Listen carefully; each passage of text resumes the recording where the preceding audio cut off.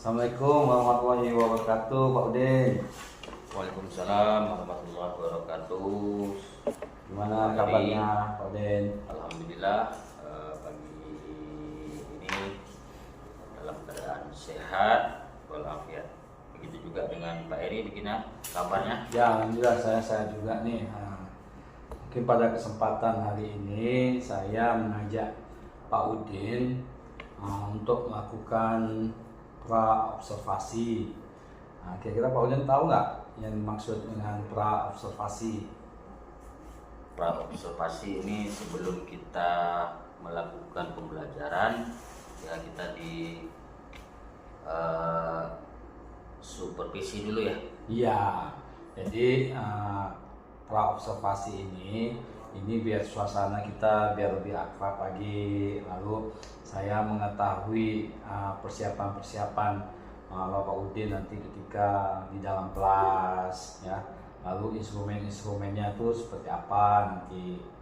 Jadi pada kesempatan ini mungkin nanti saya bisa sampaikan bahwa supervisi ini mempunyai tujuan, yaitu saya ingin melakukan pembinaan sebelum Pak Udin nanti masuk di kelas. Apakah perangkat-perangkatnya, mengajarnya seperti apa, itu metode-metodenya, lalu nanti ada evaluasinya. Saya di sini posisinya ingin mengetahui nanti. Jadi prosesnya ada pra observasi, ada observasi, dan ada pasca observasi. Ya, baiklah, kalau Bapak Udin sudah paham, sudah mengetahui, kalau boleh tahu nanti Bapak ngajar di kelas berapa ya? Itu ini saya mengajar di kelas 8. Kelas 8 ya. Oke, kira-kira itu kompetensi dasarnya seperti apa ya, kalau boleh saya tahu? Kompetisi dasarnya ya mengenai tentang pelaksanaan ibadah sholat. Ibadah sholat ya. Berarti sholat 5 waktu seperti Ya. itu ya. Oke. Lalu metode apa yang Bapak Udin gunakan? Kalau untuk pelaksanaan ini, pertama kita menggunakan membuat satu contoh kepada anak-anak bagaimana tata cara sebelum kita ikut praktek pelaksanaan ibadah. Kita memberi penjelasan kepada anak-anak mengenai tata cara dulu untuk pelaksanaan ibadah. Nah, itu dulu yang kita, jadi anak-anak itu tahu sebelum melakukan ibadah apa saja yang perlu dipersiapkan. Oke, jadi itu alasan Bapak ya untuk mengambil kompetensi dasar ini ya. Lalu kira-kira ada nggak alat dan bahan untuk persiapan sholat ini? Ya, sebelumnya kita persiapkan dulu sebelum anak melakukan ibadah sholat. Pasti anak ini harus berwudu dulu. Dan juga bagi yang perempuan, mereka mempersiapkan juga bawa mukena dari rumah. Kalau laki-laki mungkin mereka ada yang pakai sarung dan ada juga menggunakan celana. Ya, seperti itu. Lalu kira-kira strategi apa sih yang Bapak ingin lakukan nanti di dalam kelas? Seperti apa?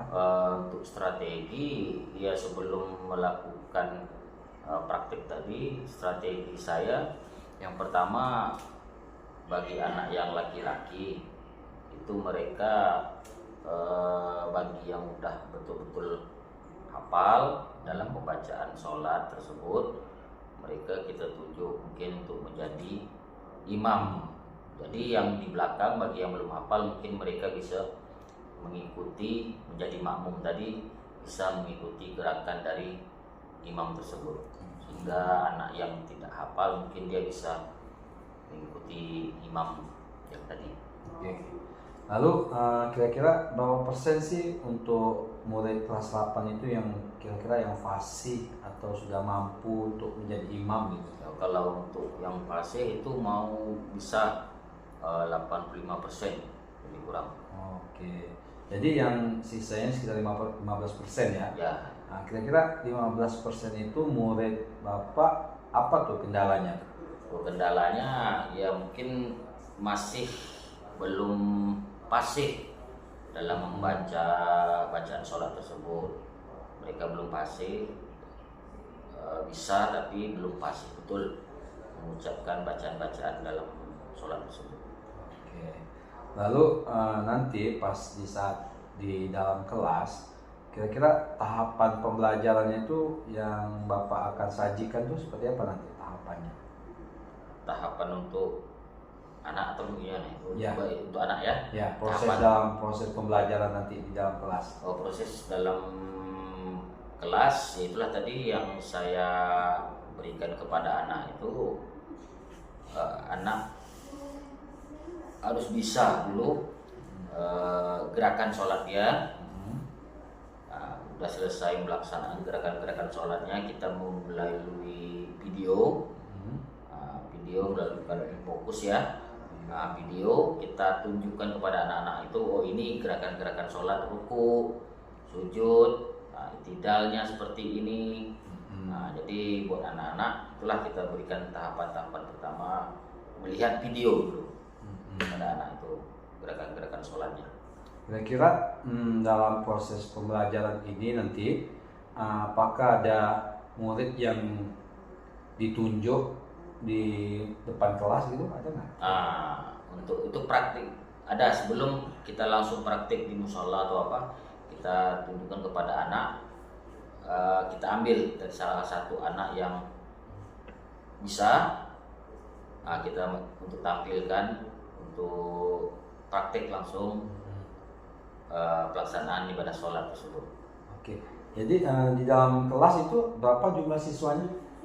Di dalam kelas kami ada 32 orang. 32 di kelas 8 itu ya? Ya. Nanti bentuk aksi nyata yang Bapak akan lakukan tuh nanti bagaimana tuh untuk mengatur dengan jumlah siswa yang banyak itu?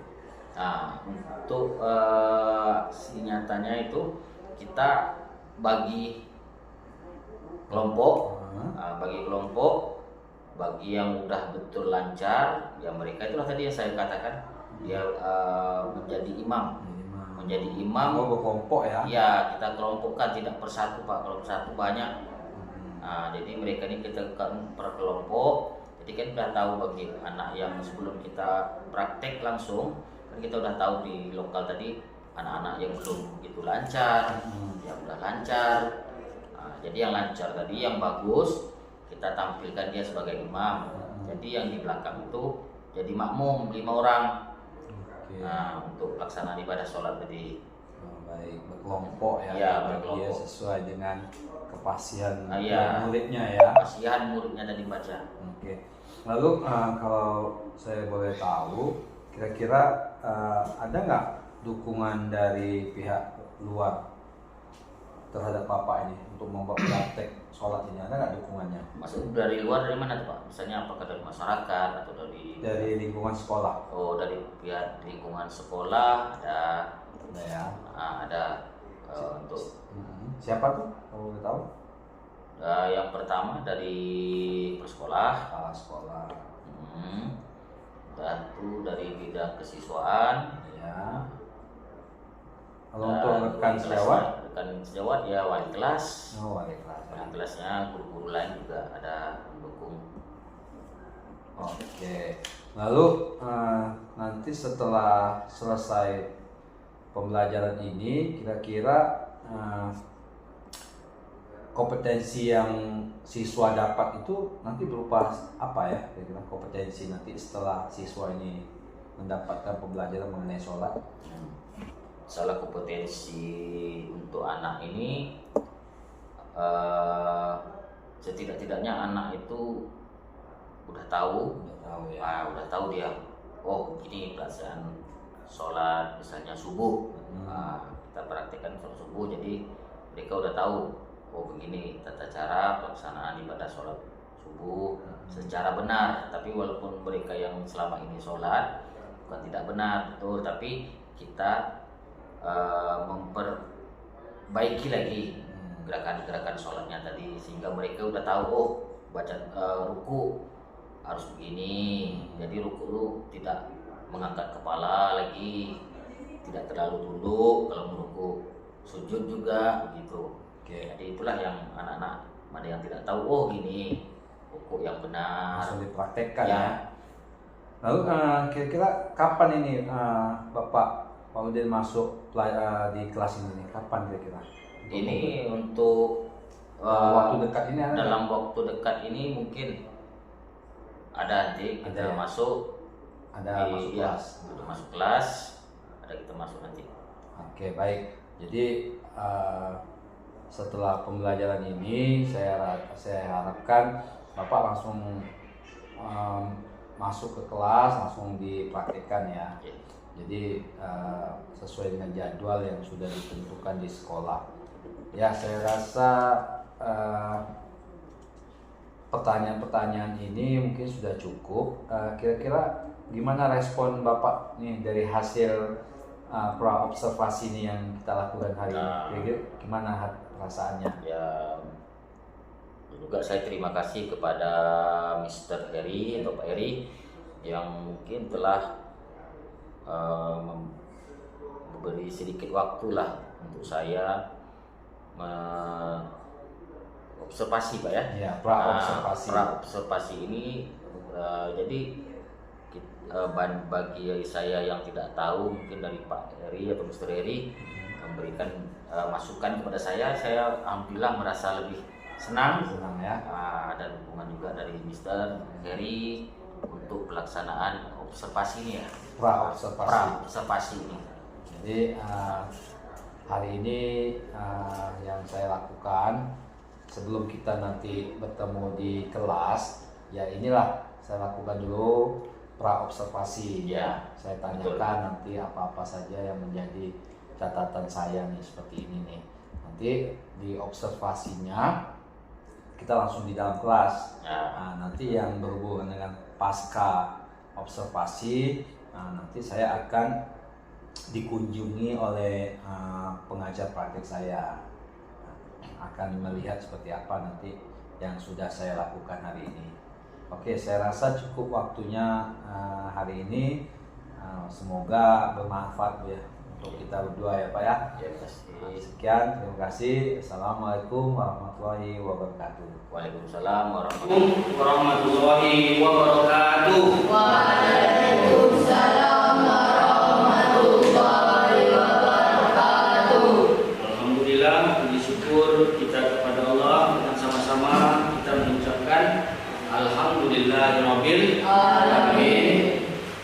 Selawat kita kepada baginda kita Nabi Muhammad SAW dengan sama-sama mengucapkan Allahumma shalli ala sayyidina Muhammad wa ala ali sayyidina Muhammad.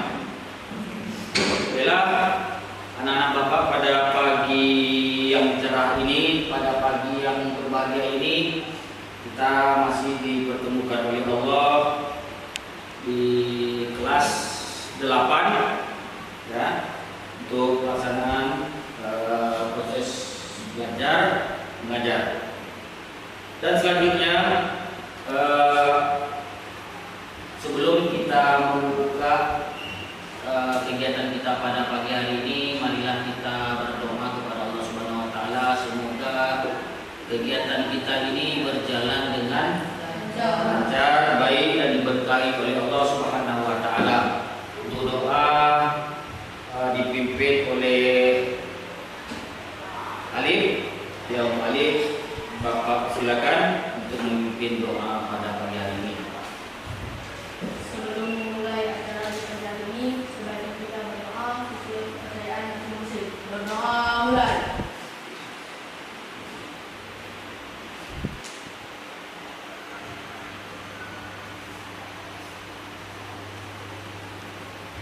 Doa selesai.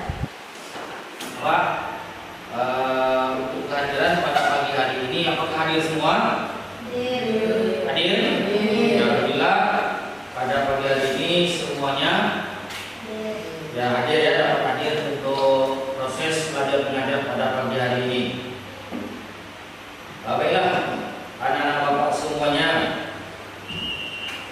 kemarin Bapak sudah menjelaskan ya sedikit masalah tentang pelaksanaan ibadah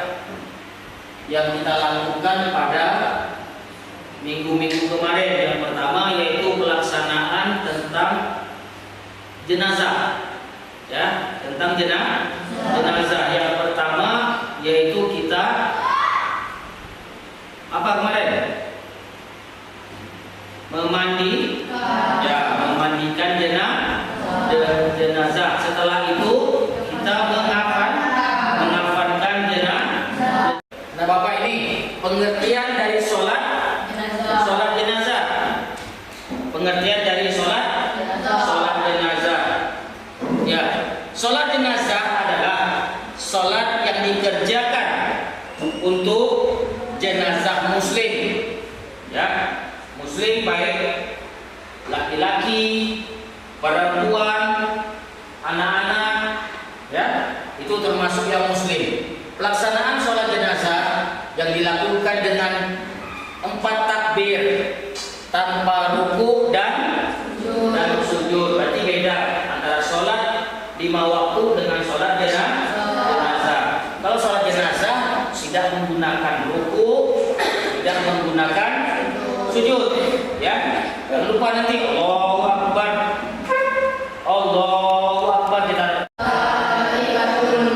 Sekali lagi, kullu nafsin za'iqatul maut. Ini firman Allah atau dalil yang mengatakan setiap yang bernyawa akan merasakan mati. Ya. Ala haza mayyiti arba'at takbiratin fardu kifayah. Kalau imam, kalau makmuman lillahi ta'ala. Balik. Coba sikit. Usalli. 3 orang sini. Maju 3 orang. 3 orang aja. 3 orang lah. 1. Ini kita praktik aja. Ini contoh kepalanya, ya. Ini contoh kepala dari mayat tadi. Ini jenazah laki-laki. Imam sejajar di kepala, makmum terus di belakang. Ini makmumnya, ya. Ini sebagai imam. Jadi imam berdiri posisinya pas sejajar dengan kepala. Ini bagi mayat yang laki-laki, ya. Mayat laki-laki letaknya di kepala, ya. Paham? Jadi untuk sejajar dengan makmum. Jadi makmum pas di belakang imam, ya. DP pun tak apa karena dia tidak ruku, tidak sujud. Itu contoh laki-laki atau perempuan. Kalau laki-laki kita berdiri di depannya, di kepalanya. Yang perempuan di tengah atau di daerah.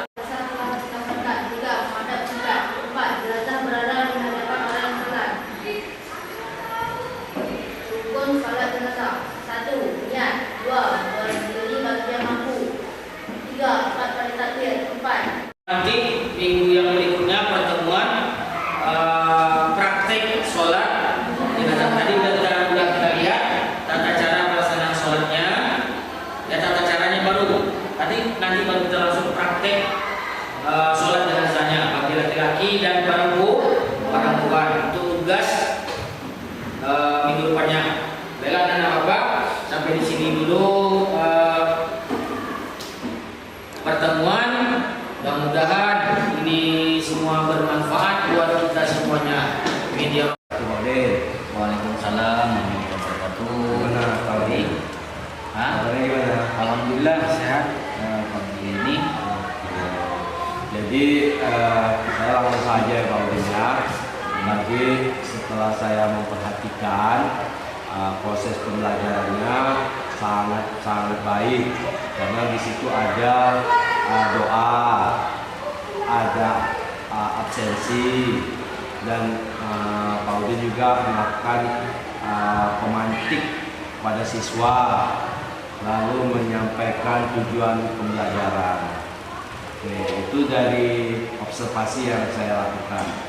Dan untuk instrumennya ini saya lihat kenapa belum di-print ya Pak, program tahunan dan program semesternya. Nah, belum di print ya. Ya. Yalah, insyaallah depan selesaikan untuk programnya. Dan untuk HPP sudah saya siapkan nih Pak. Ya, saya sudah HPP ada. siapkan. Nah, HPP ada. Ya, ada ya. Saya juga ada. Oke, jadi yang jadi catatan saya mungkin administrasi sudah sama baik, lalu tindak lanjut mungkin segera di print out untuk yang program-program tahunan dan semester. Lalu tambahan lagi di dalam proses pembelajaran tadi Pak Udin sudah melibatkan siswa dalam proses pembelajaran dan sudah melakukan refleksi juga dan memberikan evaluasi di akhir-akhir ya. Tapi masukan dari saya, kalau bisa nanti Pak Udin libatkan ke muridnya, ke siswanya, suruh baca, suruh maju gitu. Jadi jangan berpusat pada Pak Udin sendiri gitu dulu. Ini sih saran saya. Semoga pada pertemuan supervisi ini Pak Udin banyak melakukan pengembangan demi kebaikan. Saya di sini hanya ya istilahnya sebagai supervisor, hanya menilai dan melihat bagaimana sih proses pembelajaran di kelas. Jadi mohon ditingkatkan lagi dan lebih dibaikkan. Itu saja sih. Sekian, terima kasih ya Pak Udin atas waktunya. Ya, assalamualaikum warahmatullahi wabarakatuh.